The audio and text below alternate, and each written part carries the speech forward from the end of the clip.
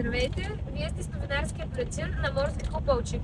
Април донесе силен старт на ветроходния сезон и то със златен блясък. От 3 до 5 април на регатата Приз Пролет нашите състезатели се представиха блестящо с актив от 2 златни, 1 сребърен и 1 бронзов медал.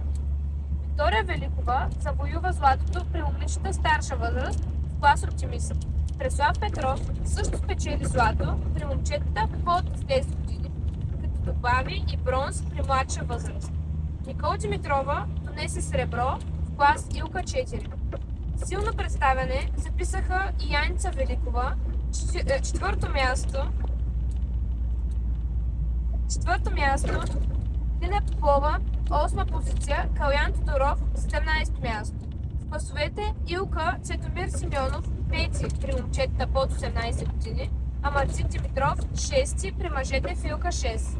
През април проведохме и съвместни тренировки в Бургас, заедно с яхтените клубове Черноморец и Порт Бургас.